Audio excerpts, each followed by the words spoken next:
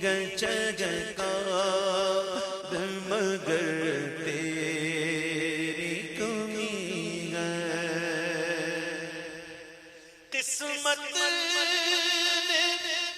किया दौलत ममता से है महरूम। किस्मत ने किया दौलत ममता से है महरूम। दौलत का है अंबार मगर तेरी कमी है। दौलत का है अंबार मगर तेरी कमी है। दौलत का है अंबार मगर तेरी कमी है। और रमजान की रौनक थी तेरे दम से दोबारा। रमजान की रौनक थी तेरे दम से दोबारा है।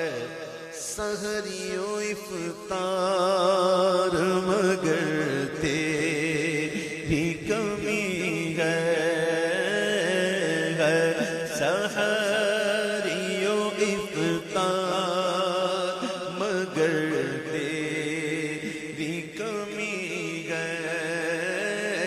फूलों की गमगता मगर तेरी।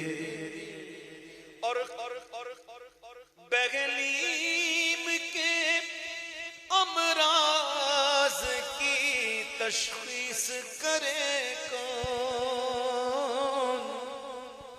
माँ होती है वो बच्चे को देख के ही समझ जाती है किसी तबीयत ठीक नहीं। बच्चे को देखते ही समझ जाती है कि इसके साथ कुछ ना कुछ प्रॉब्लम है। माँ है ना, 9 माँ पेट में रखा है ना, अपना खून पिलाया है ना। माँ को पता चल जाता है, कोई किसी को पता चलेगा ना चले, माँ जान लेती है बच्चे के लिए कि बच्चे को कोई ना कोई तकलीफ जरूर है। और बच्चा जब छोटा होता है ना, और बच्चा बीमार हो जाए ना, तो माँ नहीं सोती कि मैं सो जाऊंगी कभी इसको जरूरत पड़ेगी तो। अच्छा, जब हम छोटे थे ना तो हमारे अंदर इतनी भी ताकत नहीं थी कि हम खुद करवट बदलें। मां बार बार उठकर करवट बदलती। क्यों? अगर उसको करवट नहीं बदलूंगी तो कल इसको यहां दर्द होगा। हमें कपड़े पहनना नहीं आते थे, मां कपड़े पहनाती थी। हमें खाना नहीं आता था, खाना अपना निवाला चबा चबा के खिलाती। हमें बोलना भी नहीं आता था, उम करते थे। मां समझ जाती थी क्या चाहिए इसको। बड़ा तो कह देता ना पेट में दर्द है, तकलीफ हो रही है। बच्चा तो नहीं कह सकता, लेकिन मां समझ जाती थी कि तकलीफ हो रही है। मां होती है। बहलीम के अमराज की तशखीस करे कौन। ए वाकिफे आज़ार मगर तेरी कमी है। वाकिफे आज़ार मगर तेरी कमी है। चिड़ियों की है चहचहार मगर तेरी कमी है। आज बच्चा बड़ा हो जाए ना तो वो फौरन कह देता है माँ बाप को, अरे आपको क्या पता, आप तो पुराने ख्याल की हैं। अरे आपको क्या पता, नया दौर है, आजकल तो ये चलता है, तो आजकल तो वो चलता है। ओ नए दौर की रट लगाने वाले, भूल गया तुझे तो खाना भी नहीं आता था, तुझे तो कपड़े पहनने नहीं आते थे, तुझे तो बोलना भी नहीं आता था। ये किसने सिखाया तुझे? आज उसी को कह रहा है कि तुम्हें क्या पता। होश कर, होश कर, ओ नादान होश कर। कुरान तो कहता है जब वालिदैन में से कोई या एक बुढ़ापे में पहुंच जाएं तो उनके सामने उफ भी ना करना। ये उफ की तारीफ बड़ी वसी है। उफ, ये सिर्फ उफ यही नहीं है, ये भी उफ है, ये भी उफ है, ये भी उफ है।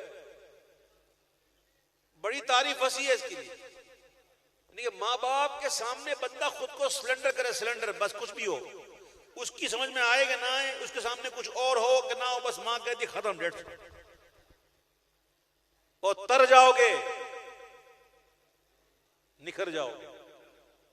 और अल्लाह ना करे मां बाप को अगर आपने सताया ना तो अंजाम बड़ा मामला गड़बड़ है, यकीन करें बहुत गड़बड़। अल्लाह हमें मां बाप का फरमाबरदार और खिदमत गुजार बनाए। खुदा ने मुझे को दिया मां तेरी दुआओं से, खुदा ने मुझे को दिया मां तेरी दुआओं से, उरूज मुझे को मिला मां तेरी दुआओं से। जगह जगह भी गया लोग दिल बिछाने लगे, जगह जगह भी गया लोग दिल बिछाने लगे। ये एहतराम मेरा मां तेरी दुआओं से, ऐ मां मेरी मां, मेरी मां प्यारी मां, मां तेरी दुआओं से। मुझे दुश्मन तुले हुए थे मगर, मुझे गिराने पे दुश्मन तुले हुए थे मगर, मैं उनके शर से बचा मां तेरी दुआओं से, मैं उनके शर से बचा मां तेरी दुआओं से, मां तेरी दुआओं से। अल्लाह करे आजकल की माएं भी ऐसी हो जाए। मां अगर अच्छी हो जाए ना तो औलाद अच्छी हो जाती है। देखिए मां जो है ना वो बच्चे की पहली तरबियत का है, मां की गोद, और मां के पास जितनी औलाद देती है ना बाप के पास उतनी देती है। बाप तो दिन में जाता है काम के लिए, दीगर काम के लिए बाहर बाप जाता है ना, ज्यादा कहां रहता है बच्चा, मां के पास। तो मां अगर अच्छी हो ना तो औलाद बहुत अच्छी होती है। मौला अली करमल्लाहु तआला वजहुल करीम को हुजूर की जानिब से ये पाबंदी थी कि जब तक फातिमा तेरे निकाह में तुझे दूसरे निकाह की इजाजत नहीं। और ऐसा ही हुआ, जब तक सैयदे कायनात हयात रही आपने निकाह नहीं फरमाया।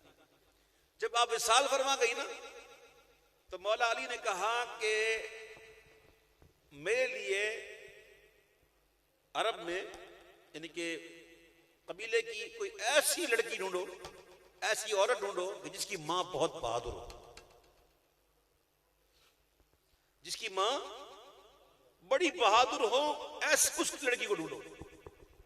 देखिए मां को देखा जाता है, जब शादियां की है ना बच्चों की, कहां देखते, मां को देखते हैं, मां कैसी है। यकीनन मां अच्छी होगी ना तो उसके दूध का असर औलाद में आएगा, मां अच्छी होगी तो उसकी तरबियत का असर औलाद में आएगा। इसलिए जिस जगह देखें रिश्ता करें कि मां अगर अच्छी है तो समझ जाएं बच्चे भी अच्छे।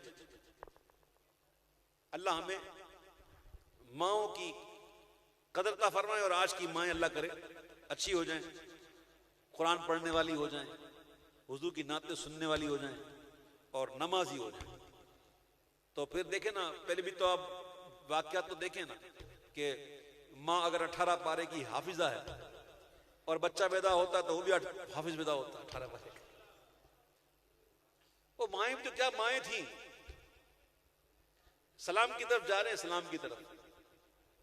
मैं आपको एक वाकया अर्ज करके जाना चाहूंगा। हज़रत ख्वाजा फरीदुद्दीन गंज शकर रहमतुल्लाह ताला अलैह ने एक दिन ख्वाजा निजामुद्दीन औलिया से फरमाया कि ए निजाम बता क्या बनना है, आशिक इलाही बनना है या महबूब इलाही बनना है, बोल क्या बनना है। तो ख्वाजा निजामुद्दीन औलिया ने कहा कि हुजूर मुझे इजाजत देना तो मैं अपनी वालिदा से पूछ के आऊं।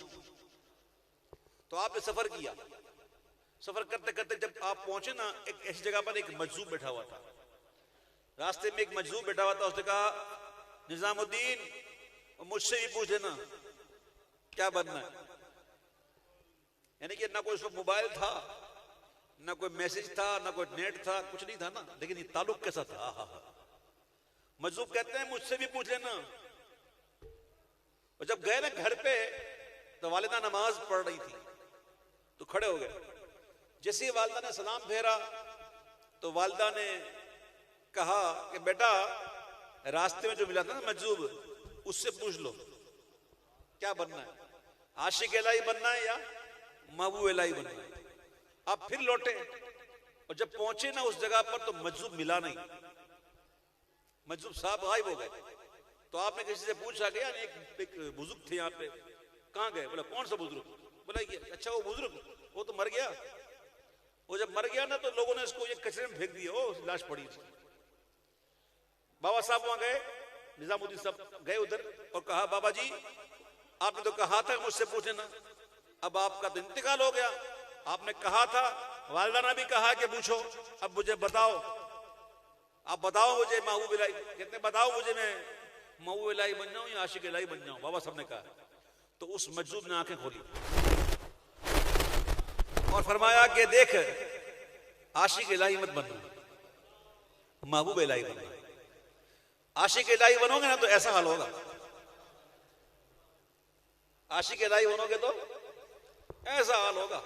देख लो कैसे पढ़ा हुआ। इसलिए मेरा मशवरा यह है कि तुझे महबूब इलाही बनना चाहिए। ये सुनकर आप गए ना जब बाबा साहब के पास, अभी पहुंचे ही थे बाबा साहब के पास, दूर से बाबा साहब ने कहा निजामुद्दीन महबूब इलाही, निजामुद्दीन महबूब इलाही, निजामुद्दीन महबूब इलाही।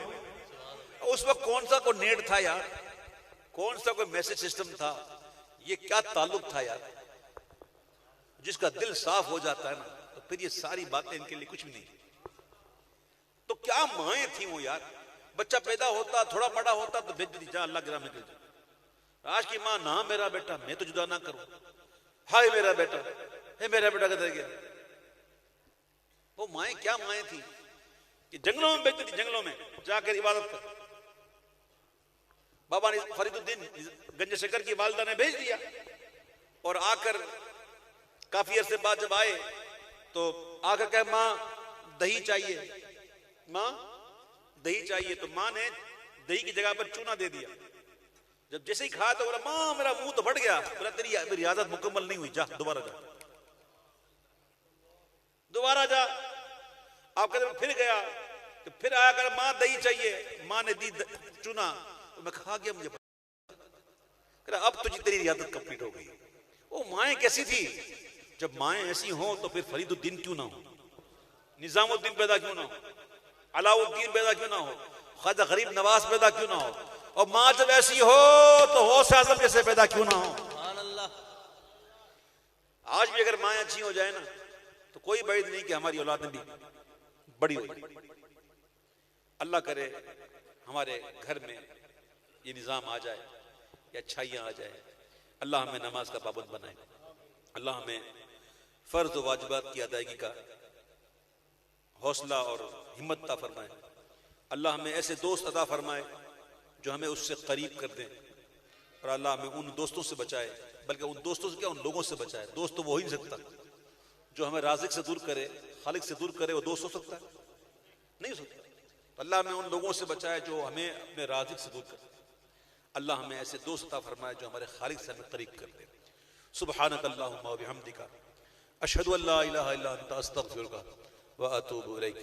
बाअदब खड़े हो जाइएगा अपनी जगहों पे और सलाम पढ़िएगा।